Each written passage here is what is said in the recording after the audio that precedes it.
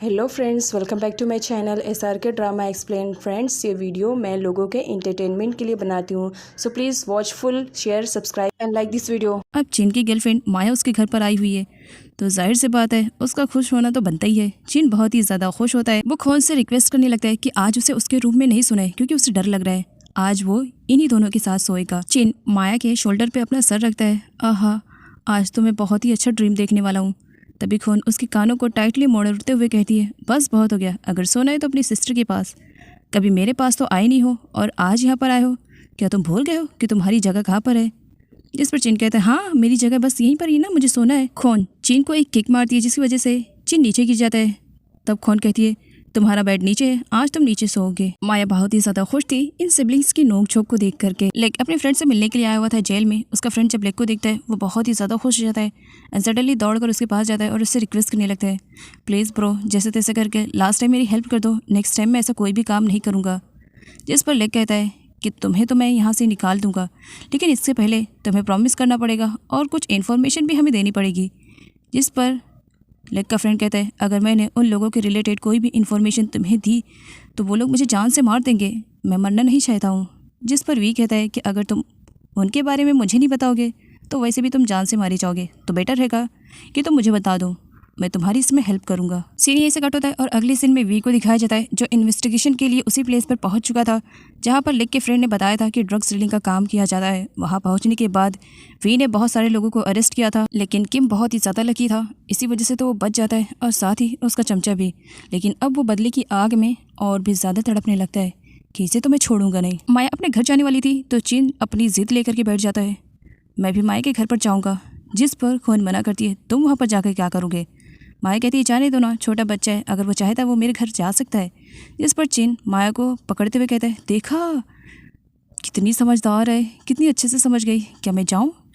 इस पर खोन उसे टाइटली पकड़ते हुए कहती है, तुम बहुत ज़्यादा बोलने लगे हो, ज़रा चुप रहा करो। माया को अभी शूटिंग पर जाना है तो तुम्हें लेकर के कहाँ जाएगी? जिस पर चिन कहता है, क्या सच में माया तुम मुझे नहीं ले जाओगी? माया कहती है, अच्छा रहने दो, मैं इसे साथ में लेकर चली जाऊँगी। चिन खुश होता है कि आज वो अपना पूरा टाइम अपनी गर्लफ्रेंड के साथ रहेगा। तभी वहाँ पर इट भी आ जाता है। इट कहता है, चलो हम सब लोग चलते हैं कहीं घूमने के लिए। सारे लोग जा ही रहे होते हैं।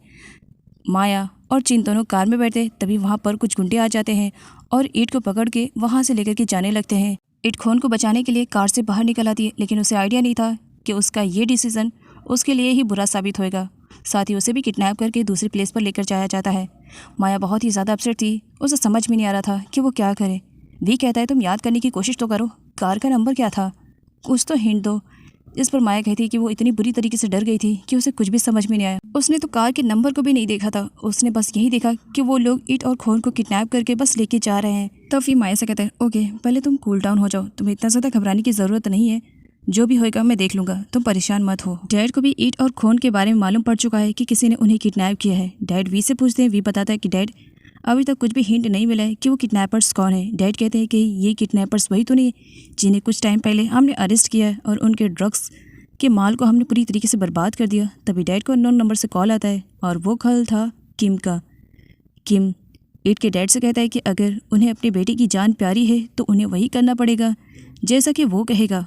जिस पर ईट के डैड कहते हैं कि तुम हो कौन? किम कहता है, क्या सच में तुम्हें अभी तक नहीं समझ में आया कि मैं कौन हूँ? अच्छा ठीक है, कोई बात नहीं, अगर तुम्हें नहीं समझ में आ रहा है जाओ अपने फ्रेंड से पूछो कि मैं कौन हूँ, उसे सब कुछ मालूम होगा। ईट और खोन को किडनैप करके दूसरी प्लेस पर लेकर आए हुए थे।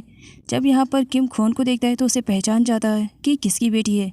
वो कहता है, बहुत अच्छा काम किया, इसे भी लेकर आओ मेरे पास, बहुत बड़ा हिसाब चुकता जो करना है मुझे। भी इन्वेस्टिगेशन के लिए जाने वाला था, लेकिन जाने से पहले वो माया से कहता है कि वो आज कहीं नहीं जाएगी, बल्कि वो चिन का ही ख्याल रखेगी जब तक कि ईट और खोन वापस नहीं आ जाते हैं। मानी का कॉल आता है, मानी माया को इमरजेंसी में बुला दिए, जिस पर माया जाने से मना कर देती है और खोन और ईट के भी बारे में सब कुछ बता देती है कि वो नहीं आ सकती है। इधर ईट के डैड को दिखाया जाता है जो कि खोन के डैड के पास आते हैं और उन्हें सब कुछ बताते हैं कि किस तरह ईट और खोन को किडनैप करके लेके गए हुए हैं। साथ ही ये भी बताते हैं कि किडनैपर का कॉल आया था, वो जान से मार देने की धमकी दे रहा है ईट और खोन को। और साथ ही पूछने पर वो ये भी बता रहा है कि खोन के डैड अच्छी तरीके से जानते हैं, खोन के डैड समझ जाते हैं कि किडनैपर कौन होगा। यहाँ पर ईट के डैड खोन के डैड को बेल देते हैं इस बेस पर कि तुम्हें हमारी हेल्प करनी है। इधर किम और उसके चमचू को दिखाया जाता है जो कि इंतजार कर रहे थे कि कब खोन के डैड वहाँ पर आएंगे। सही मौका पा करके ईट अपने हाथों की रस्सियों को खोलने लगता है, जिसकी वजह से खोन के हाथों की रस्सियाँ टाइट होने लगती है। जिस पर खोन कहती है क्या कर रही हो? ईट कहता है बस चुप रहो ना, रस्सियों को खोल रहा हूँ। और एक बात बोलूँ, तुम्हें आने की क्या ज़रूरत थी? तुम तो कार में बैठ चुकी थी ना, जो रहता मैं हैंडल कर लेता ना, अब मेरे साथ साथ तुम्हारी भी जान जाएगी। जिस पर खोन गुस्से में कहती है इस वजह से क्योंकि मुझे तुम्हारी फिक्र हो रही थी। कुछ टाइम के लिए ईट खामोश हो जाता है। क्या सच में तुम्हें मेरी फिक्र हो रही थी? खोन के हाँ बोलने पर ईट उससे कहता है हाँ, लेकिन फिर भी तुम्हें कार से बाहर नहीं निकलना चाहिए था। देखो मुझे बचाने के चक्कर में तुम भी फंस गई हो ना। जिस पर खोन कहती है कि जो कुछ भी होएगा दोनों सिचुएशन को हैंडल कर लेंगे, अगर मरना रहेगा दोनों साथ में मरेंगे। तभी किम आ जाता है। ओए क्या तुम दोनों लवर्स हो? तुम दोनों को देखकर ऐसे लग रहा है। वैसे बाय द वे जो भी हो मुझे फ़र्क नहीं पड़ने वाला। ये बताओ तुम दोनों में से कौन पहले मरना चाहेगा, तुम या तुम? जिस पर ईट कहता है कि वो उसे मारे, खोन को वो वहाँ से जाने दे। खोन के डैड किम के भेजे हुए लोकेशन पे इंडिविजुअली पहुँच चुके थे, लेकिन अंदर जाने से पहले उनकी तलाशी ली जाती है कि कहीं वो गन को हाइड करके तो नहीं लेके जा रहे हैं। लेकिन यहाँ पर दिखाया जाता है जो बंदा खोन के डैड की तलाशी ले रहा था, खोन के डैड के देखने पर वो भी डर जाता है, इस वजह से क्योंकि किसी टाइम में खोन के डैड भी माफिया से बिलोंग करते थे। इधर ईट के डैड भी खोन के डैड को फॉलो करते हुए उसी प्लेस पर पहुंच चुके थे। उनकी सारी टीम भी आई हुई थी। वो अपनी टीम से कहते हैं कि जब तक वो परमिशन न दे कोई भी एक्शन नहीं लेगा, क्योंकि उनके एक गलत कदम से किसी की जान भी जा सकती है। किम जब खोन के डैड को देखता है तो बहुत ही ज़्यादा खुश हो जाता है। ओह फाइनली इतने सालों बाद तुमसे मुलाकात होएगी, इसके बारे में सोचा नहीं था। वैसा कितना लकी हूँ ना मैं, आज मुझे सब कुछ एक साथ मिल रहा है। खोन के डैड किम से कहते हैं मेरी बेटी कहाँ है, मुझे मेरी बेटी वापस चाहिए। जिस पर किम कहता है ओहो थोड़ा सा तो पेशेंस रखो, तुम्हारी बेटी यही है। मरने की इतनी जल्दी है क्या? क्योंकि तुम सबको तो मरना है मेरे हाथों से। ईट और खोन को भी ज़बरदस्ती वहाँ पर लेकर आया हुआ जाता है। खोन जब अपने डैड को देखती है तो एकदम से पागल हो जाती है कि डैड यहाँ पर क्या कर रहे हैं। खोन के डैड किम से कहते हैं कि उनकी दुश्मनी उनसे है, तो इसी वजह से बीच में उनकी बेटी या ईट को वो इन्वॉल्व ना करे। किम गुस्से में लाल पीला हो जाता। हाँ ये ना करो, क्यों? उस वक्त तुम भूल गए थे जब तुमने मेरा साथ छोड़ा था? क्या कहा था कि हम दोनों एक दूसरे के लिए ही काम करेंगे, लेकिन तुमने बीच रास्ते में मुझे छोड़ दिया। अगर उस दिन तुम ऐसा नहीं करते तो आज मैं बहुत ज़्यादा पावरफुल होता। जिस पर खोन के डैड कहते हैं किस पावर की बात कर रहे हो? तुम उस पावर को डिजर्व ही नहीं करते थे। अच्छा हुआ जो तुम्हारे साथ हुआ। किम गुस्से में अपनी गन निकाल लेता है। ओह अच्छा, तो उस पावर को मैं डिजर्व नहीं करता था? तो ठीक है, तुम आज की लाइफ डिजर्व नहीं करते हो, तुम्हें जान से मार दूंगा।